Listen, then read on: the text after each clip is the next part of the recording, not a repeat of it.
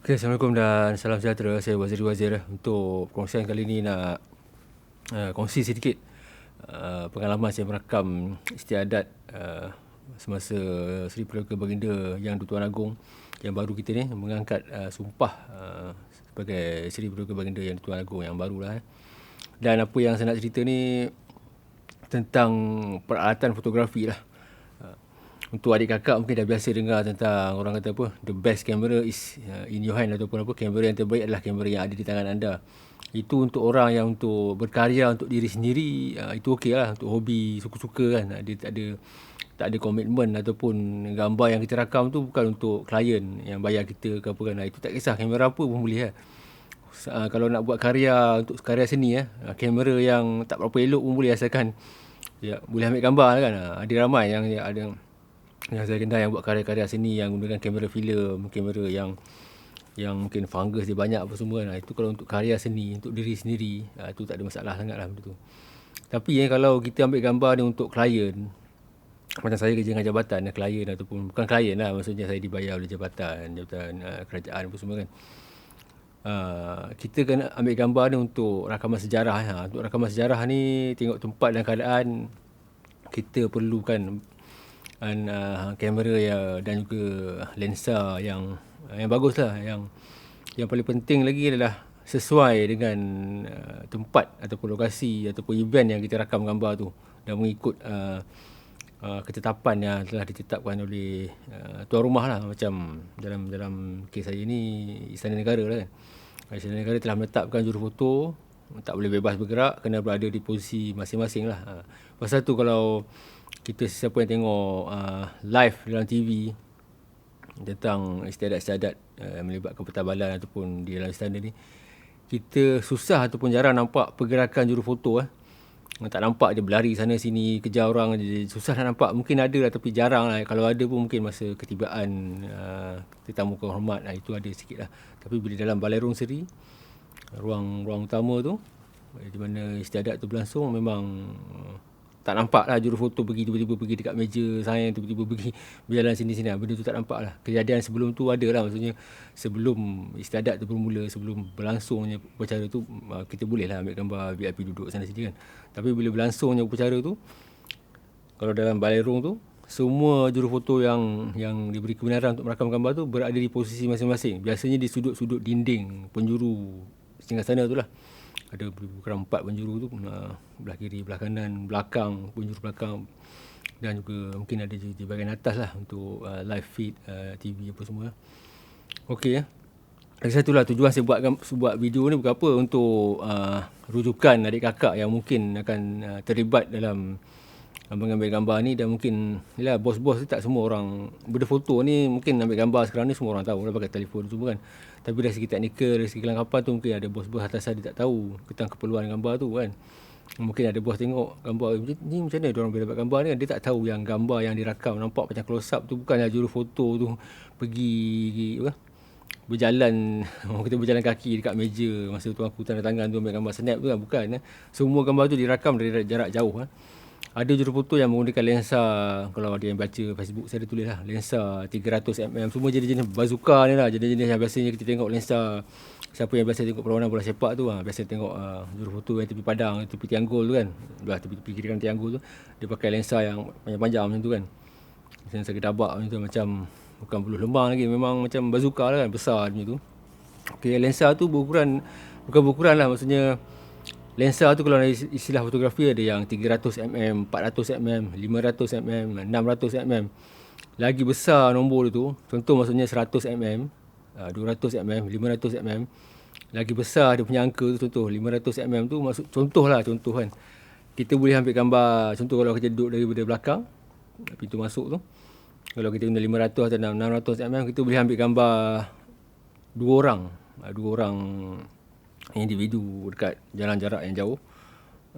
Kalau kita guna lensa contoh 50mm, kita boleh ambil gambar satu dewan besar kan. Maksudnya untuk dapat gambar close up shot tu, kita perlukan lensa yang sesuai lah.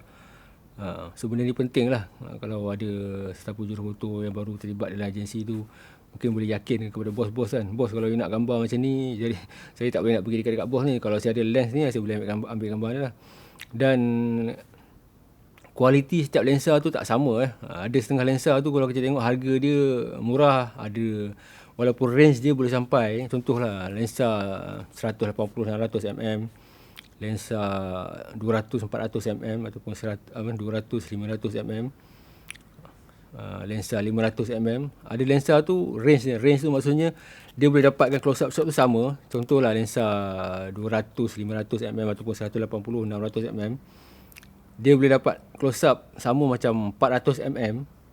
Tapi harga lensa yang 180 tu ni ni kalau apa roughly lah dia punya harga, contohlah tu dalam 7-8 ribu lensa tu, lensa zoom tu. Okay, lensa yang 400 mm tu pula f2.8 harga dia lebih kurang 45,000 ataupun 50,000 ataupun 60,000 punya tu lah kan, kat atas lah. Range dia maksudnya contohlah dua orang jurufoto tu duduk dekat belakang dinding antara pintu masuk menghadap ke meja panjang tu. You imagine lah gambar saya tak ada pasal posisi saya lain. Dua-dua pun dapat gambar yang sama, tapi hasil dia tak sama. Tak sama tu maksudnya dari segi kualiti, dari segi sharpness, dari segi dekat skin muka ni nampak macam ada smart macam lukisan. Yang satu lagi nampak macam halus, tajam kan. Itu lensa yang mahal tu lah. Bukan sebab dia mahal saja, pasal dia mahal tu ada sebab lah, sebab kualiti glass dia tu, detail dia tu, dia tak sama. Lagi satu, dalam dewan yang tertutup ni lah, balerong dia tertutup kan, tak ada cahaya masuk daripada matahari kiri kanan. Kelebihan dia adalah kalau kita menggunakan lensa f2.8 sebab apa f2.8? Sebab dia kalau kita guna lensa f2.8 ni tak kira lah 400 mm, 70-200 mm ataupun 300 mm, dia cepat fokus. Cepat fokus ni penting lah. Pasal kalau kita pakai lensa yang zoom ni, biasanya kalau kita zoom contohlah dia 180/600 mm kan, ataupun 200 ataupun 100-400 yang mana-mana boleh zoom ni, biasanya kalau kita zoom out, aperture dia akan jadi kecil. Kecuali satu lensa baru ni 100-300 mm Nikon f2.8, 100 mm pun dia maintain dia 2.8, 300 mm pun dia maintain 2.8. Tapi harga dia tu lebih daripada 40,000 lah untuk lensa tu sahaja Canon 100-300 mm f2.8. Ada yang lensa 200-500 mm, 200 f4, bila kita zoom kepada 400 atau 600 mm dia jadi kecil. So benda kecil ni masa kita nak fokus tu dia lambat sikit tau. Yalah, maksudnya jumlah cahaya yang masuk sensor tu dia lambat tu. Macam mata kita lah, mata kita masuk dalam tempat yang gelap, tak pasang lampu lagi, kita akan nampak tapi pelan-pelan baru kita nampak benda tu. Dia lambat fokus tau. Macam istiadat ni berlangsung cepat, macam masa tuanku Sahin kan, tak ada tangan dokumen. Dia bukannya nak tulis karangan, nak tulis satu-satu, lambat dia cepat tau. Memang entah milisecond dah habis. Dan di kiri kanan saya tu ada jujur foto. Saya dengar masa saya shoot, saya tak pakai burst yang laju lah. Mungkin tak sampai dalam 5 frame per second ataupun 8 saya pakai. Yang di kiri kanan saya tu tak pastilah belah kiri ke belah kanan kan. Saya dengar dia punya shutter tu punyalah laju lah. Memang berdesuk bunyi dia, mungkin 20 frame per second macam tu kan, ataupun lebih lah.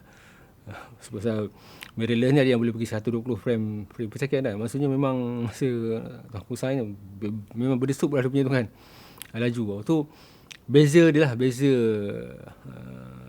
equipment tu untuk dapatkan momen tertentu tu lah. So berbalik kepada equipment ni, peralatan ni, kita kena tahu event yang kita nak rakam dan peralatan yang sesuai benda tu.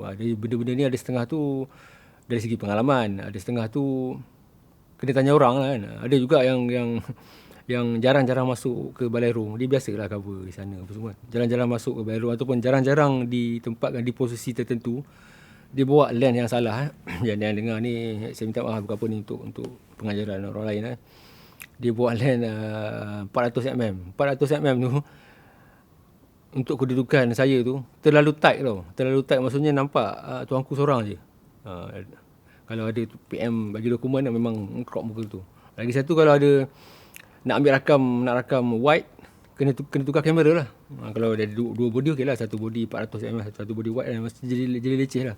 Kalau ada zoom lens kita boleh zoom out. Macam saya guna 70-200 pakai converter. Kira okey lah, maksudnya kalau saya nak ambil barisan semua raja-raja Melayu tu full, Dengan tight shot saya boleh dapat lah. Cuma tight shot betul-betul seorang tu tak dapat lah, pasal long end saya punya tu 280mm. Lepas tu bila dia tengok 400mm, maksudnya tight shot lah. Maksudnya gambar-gambar lain tu payah dia nak ambil tu. So dia tukar lens lain lah. Dia jarang nak masuk lah. So benda-benda macam ni, itu yang tujuan saya buat benda ni. Saya buat benda ni at least kalau ada lah akan datang mungkin adik kakak yang berpeluang dapat buat liputan yang lebih kurang macam ni. Mungkin di sana negeri-negeri lain kan tahu apa benda yang perlu dibawa ataupun boleh cadangkan kepada bos. Ni lens lah. Contoh lah bos bagi compact je kan. Bos kalau lens ni je, kamera macam ni je, so saya ambil dalam balerong sana, mana-mana negeri pun, mana-mana sultan pun, mana-mana istana lah kan. Kecil je buat gambarnya. Kalau boleh zoom pun halus je. Yang bos tengok dalam surat khabar ke, dalam sosial media tu, yang gambar tight shot, wajah tuanku ataupun tengah sign tu, yang tight shot close up tu, itu guna lens panjang bos kan, benda tu kan. Kau boleh guna kamera kecil ni. Kalau kamera kecil ni 100 megapiksel pun kalau kita crop hancur juga. Ini lagi satu nak beritahu. Walaupun kita pakai kamera 50 megapiksel, 100 megapiksel, kalau dia terlalu wide, lepas tu kita nak crop kecil kan, dia tetap takkan sama dengan gambar yang kita rakam menggunakan lensa 400mm ataupun 500mm yang tight shot lah. Dia takkan sama. Contohlah, saya guna contoh saya guna kamera Canon 5D 24 megapiksel 500mm atau 400mm tight shot. Ni 20 megapiksel lah. Yang satu lagi ni dia guna, contohlah kamera ni 100 megapiksel. Banyak kan, maksudnya kalau bandingkan 100 megapiksel dengan 20 megapiksel ni. Tapi lens ni lah, dia ambil satu dewan kan, ataupun separuh daripada dewan balerong. Lepas tu crop, memang gambar dia akan hancur lah, senang cerita. Memang akan hancur lah. Tak payah, benda ni tak payah nak tengok. Memang confirm lah, senang cerita kan. Tak sama gambar dengan 20 megapiksel 400mm tight shot. So maksudnya adik kakak jangan mudah terpengaruh dengan mantra ataupun orang kata the best camera is in your hand lah, di tangan anda lah. Maksudnya betul lah, kalau kita untuk berkarya sendiri, bukan untuk jabatan, bukan untuk bos, bukan untuk klien yang bayar kita kan, gambar suka-suka lah kan, tak apalah. Maksudnya tak ada siapa marah pun, gambar kita sendiri kan, kita post kat sosial media. Betul orang tak suka, orang komen ke apa ke, tak ada benda kan, tak mendatangkan kerugian kepada orang lain lah, kecuali diri sendiri lah. Cuma orang tak suka tengok lah kan macam tu. Tapi kalau kita ambil gambar yang diberi tanggungjawab untuk merakam gambar bos kita ke, gambar apa kan yang penting atau yang berbayar kan, kena bagi tahu dengan bos-bos kita, bos, kalau bos suruh saya ambil gambar macam ni, boleh bos, tapi hasil dia takkan sama macam ni, pasal orang yang fotografer ni dia pakai lensa macam ni. Kenapa perlu ada lensa f2.8? Kenapa kena panjang? Benda tu kena explain baik-baik lah, pasal tak semua orang tahu benda ni, dan bukan satu kewajipan pun untuk orang belajar foto kan. Jadi kita kalau ada sedikit kelebihan tentang foto ni, kita bagi tahu mereka yang tak tahu tentang yang foto ni, at least dia dapat orang kata pencerahan yang lebih bagus lah. Pernah juga adalah meeting di sebuah tempat ni, saya tak nak bagi tahu lah meeting apa kan. Dia ingat kan kamera yang juru foto pakai tu harga dia dalam 1,000 atau 2,000 je. Dia tanya, ni kamera yang you pakai ni harga dalam berapa? Dalam 1,000, 2,000 kan. Dia tak tahu yang bahawa kamera yang biasanya fotojurnalis bawa ni paling command pun dalam berbelas ribu lah. Satu body lens apa semua tu, yang top range punya, itu yang dulu punya. Sekarang ni kalau pakai top range punya, maksudnya flagship kamera punya, tak kira brand Sony, Nikon, Canon ke Fuji ke kan. Kalau kita pakai flagship kamera dengan kit lens f2.8, memang dalam 30-40 ribu seorang. Mungkin dia dengar mesti terpanjat, saya ingatkan 2-3 ribu je kamera tu, ataupun paling tinggi pun dia boleh agak dalam 3 ribu kan. Tak, harga dia memang kalau dua body lebih 50k lah. Kalau satu body flagship, contohlah Nikon Z1, Sony Alpha 1 ataupun yang baru lagi kan, Canon R3 ataupun yang akan datang ni R1 kan, dengan lensa 24-70mm f2.8 dengan telefoto lens lagi, senang-senang hampir 50k lah. 40 ke 50k, 40,000 hingga 50,000 seorang. So benda ni kalau bos tanya ke apa, bos tanya kita ataupun jurufoto yang baru masuk ke satu tempat, tak kira swasta ke government kan, bajet kamera berapa? 50k bos. Jangan bos tu terpanjat, biar betul lah, takkan bajet kamera sampai 50,000. Ya, memang itulah dia kalau kita nak dapatkan hasil rakaman yang terbaik kan. Tapi kalau tak nak, pakai je lah handphone, snap je lah gambar satu dewan apa semua kan. Bos tu kita nampak kecil halus je. Okey lah, jumpa lagi.